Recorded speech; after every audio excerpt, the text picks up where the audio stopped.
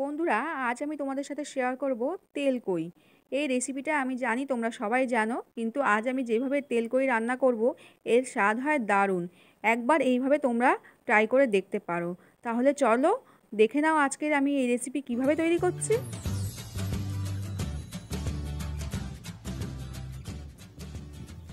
নমস্কার বন্ধুরা, Piu cooking and lifestyle চ্যানেলের নতুন একটা ভিডিওতে সবাইকে জানাই অনেক অনেক স্বাগত।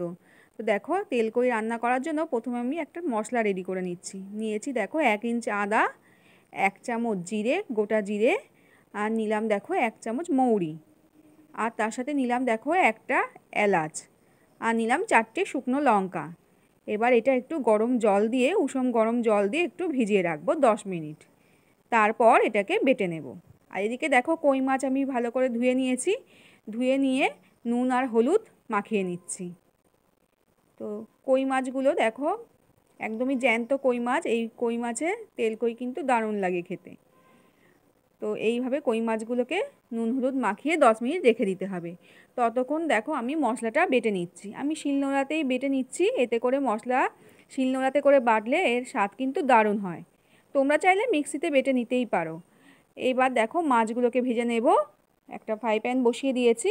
ওর মধ্যে দেখো সর্ষের তেল দিয়ে দিয়েছি। তেলটা খুব বেশি, এবার দেখো খুব বেশি ভাজবো না আমি এটা মাছটা। ও এপিট ওপিট করে হালকা করে ভেজে মাছটাকে উঠিয়ে নেব। তেলকই করতে মাছ খুব বেশি ভাজতে লাগে না, হালকা করে ভেজে নিলেই হবে। এতে করে মশলা খুব সুন্দরভাবে মাছের মধ্যে ঢুকবে।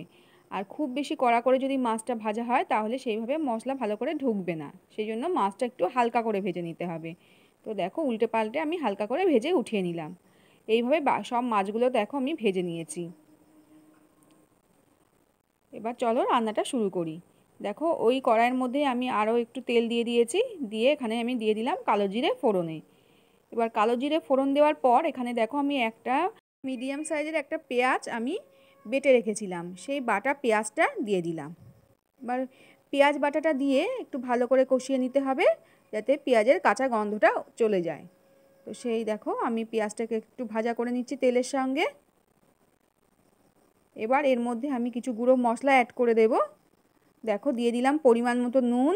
নুনটা এই সময়ই দিয়ে দিলাম, পরিমাণ বুঝে দিয়ে দেবে নুনটা। আর দিব দেখো হলুদ গুঁড়ো, 1 চামচ মতো হলুদ গুঁড়ো দিয়ে দিলাম।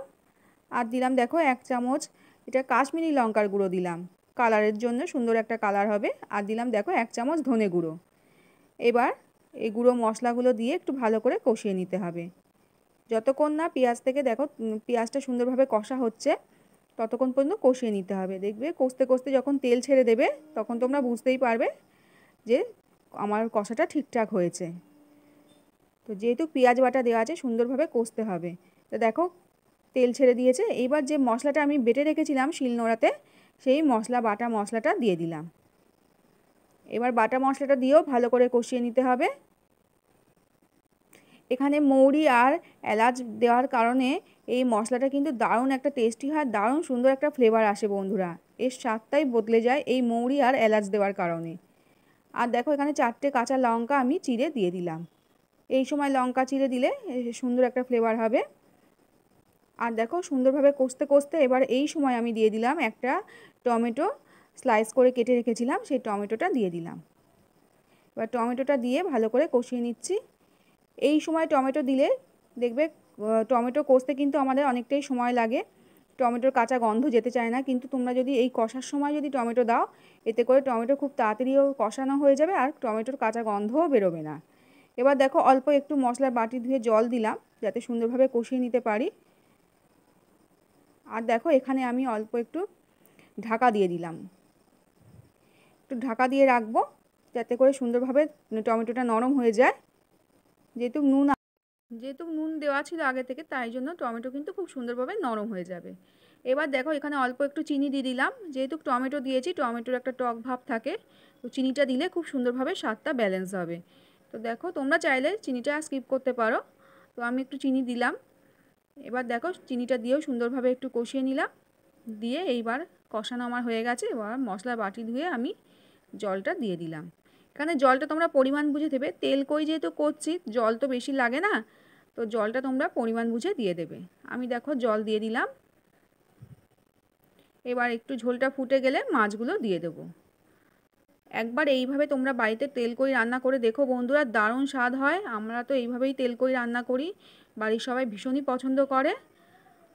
তো দেখো ঢেকে দিলাম একটু, ঝোলটা সুন্দরভাবে ফুটে গেছে, এবার মাছগুলো দিয়ে দেবো।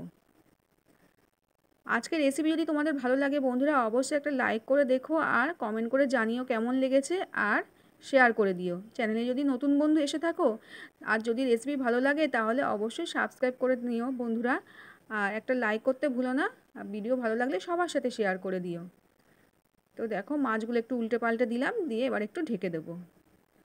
5-10 মিনিট একটু ঢেকে রাখবো যাতে সুন্দরভাবে মাছের মধ্যে মশলাটা ঢুকে যায়। তো দেখো রেডি হয়ে গেছে আমার তেলকই। আমি গ্যাসের ফ্লেমটা এবার অফ করে দেব। এবার একটু স্ট্যান্ডিং টাইমে রাখবো, রেখে সার্ভ করে দেব। দেখো কত সুন্দর কালার এসেছে, তেলকই একদম রেডি। এবার আমি এটা একটা প্লেটে সার্ভ করে দেখাচ্ছি। তো দেখো প্লেটে ঢেলে দিলাম। আজকের রেসিপি যদি তোমরা ফেসবুক থেকে দেখে থাকো বন্ধুরা, অবশ্যই আমার প্রোফাইলটাকে ফলো করে নিও। একটা লাইক করতে ভুলো না কিন্তু। এবার দেখো ওপর থেকে আমি একটু গার্নিশিং করে দিলাম ধনেপাতা দিয়ে। এর জন্য এর স্বাদ কিন্তু আরও বেড়ে যাবে। তাহলে কেমন লাগলো বন্ধুরা অবশ্যই কিন্তু কমেন্টে আমায় জানিও, আর বাড়িতে অবশ্যই একবার এইভাবে তেলকই রান্না করে খেয়ে দেখো। আজ তাহলে এখানেই বিদায় নেবো বন্ধুরা। সবাই খুব ভালো থেকো, সুস্থ থেকো। আবারও ফিরে আসবো এরকম নতুন নিত্য নতুন রেসিপির সাথে। ততক্ষণ টাটা।